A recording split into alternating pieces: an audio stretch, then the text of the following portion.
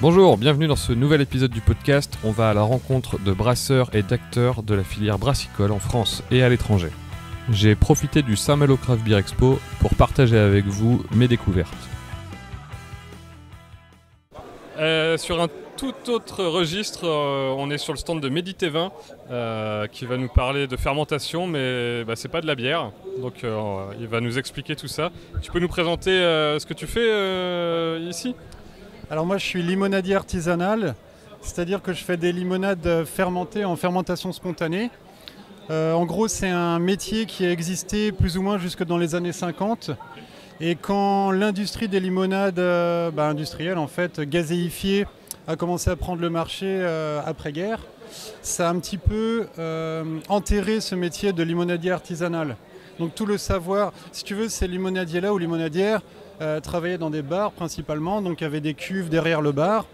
Et tu prenais une pinte de limonade, ça montait en alcool à 0,3, 0,4, 0,5, parfois un petit peu plus, mais le but c'était de garder un taux d'alcool le plus bas parce que c'est de la limonade. Et moi c'est comme ça que je travaille, sauf que je reste en catégorie 1, c'est-à-dire que je suis en dessous de 0,5 degrés. Et je suis plus ou moins à 0,2 de moyenne. Donc catégorie 1, ça veut dire que les femmes enceintes et les enfants peuvent en boire. Et ça reste un taux d'alcool considéré dans les boissons sans alcool. Voilà. Oui, parce que quand on parle de fermentation, souvent on imagine qu'il y a une production d'alcool, même si aujourd'hui on est capable de faire des bières sans alcool avec des levures spécifiques. Là, c'est de la limonade. Ouais. Du coup, comment tu gères cette fermentation pour quand même avoir une pétillance, mais avec un bas degré d'alcool ? Donc ça, c'est la question, du coup. Tu as mentionné les levures spécifiques. Ça, c'est une façon de faire, sauf que moi, ce sont des fermentations spontanées uniquement et des levures indigènes. Donc pas des levures artificielles, les levures qui vivent dans l'air ambiant, sur les fleurs que je cueille. Par exemple, les fleurs de sureau, il y en a sur le gingembre, etc.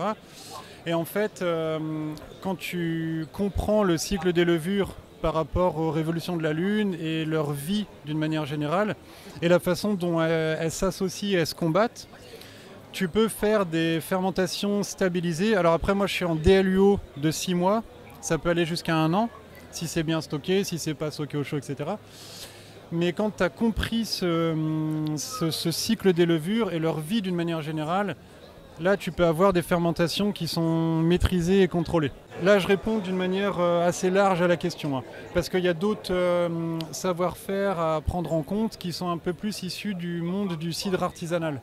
Du coup, je suppose qu'en fonction du choix des fleurs ou des plantes que tu vas utiliser, tu es capable en fait de sélectionner des levures qui t'intéressent et éventuellement faire des assemblages aussi de levures. Parce que imaginons que sur une plante il y ait une Saccharomyces, tu seras incapable de faire un truc à bas degré d'alcool si ça mange tout le sucre. Je ne sais pas si tu as du sucre résiduel ou pas dans tes produits. Ouais, voilà. Donc là, tu es vraiment dans le concret, dans le côté très complexe. En gros, oui, j'ai un peu de résiduel. J'ai environ entre 1 et 3 grammes, ça dépend des boissons. Les Saccharomyces que tu as mentionné, en fait, pour moi, ça, c'est secondaire à prendre en compte. Ce qui est primordial, ça va être la lutte qui va se passer entre les bactéries et les levures au début de la fermentation spontanée. C'est là où tout va jouer. Et si tu comprends les cycles lunaires et la façon dont les levures réagissent, c'est ce qui va rester au final, des brettes ou pas, etc. C'est là où tu vas avoir une limonade, ou alors une bière sans alcool si tu veux, qui va avoir une certaine stabilité en fait dans le temps. Après, il y a d'autres processus à suivre, mais ça c'est le plus important. Moi après, je sais que là je délivre pas tout parce que c'est beaucoup plus large. Mais en gros, ça se passe à ce niveau de compréhension de cette association. C'est pas une lutte en soi. Bon, il se passe des choses au niveau des levures et des bactéries dans la fermentation spontanée qui vont faire un produit résiduel, donc soit des brettes, soit un autre type de levure, soit 2 ou 3. Et c'est ça qu'il faut comprendre. En gros, voilà. Est-ce que tu peux nous présenter un peu les différents types de boissons que tu proposes ? Alors, le plus classique, ce qui représente bien ma gamme, c'est le pétillant de sureau. Donc là, c'est des fleurs de sureau, vinaigre de cidre et jus de citron. Ensuite, tu as le kombucha qui est de plus en plus en vogue.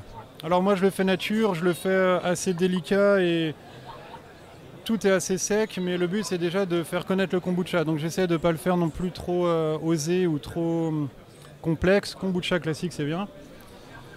Ginger beer, ça, c'est fait avec un levain de gingembre. D'accord. Un mois de fermentation, après il y a un repos, etc. Je parle peut-être pas dans le micro là. Ok, et donc j'en ai d'autres que j'ai pas sortis aujourd'hui. Je fais un tonic fermenté avec écorce de quinquina et gentiane, donc bien. Après donc là j'ai une gamme de non fermentés. Ça c'est un thé glacé puer, le fameux thé en galette. Voilà, c'est des galettes de thé qui vieillissent dans des caves, ça perd les tanins, ça a une amertume un peu plus maîtrisée, assez douce, et des arômes assez complexes que j'aime bien, de sous-bois, des arômes un peu forestiers, un peu boisés aussi, donc ça j'adore. Voilà, je te le présente à la caméra. Et là, tu as le pot du druide, ça c'est un thé glacé de feuilles de figuier avec du miel et du jus de citron.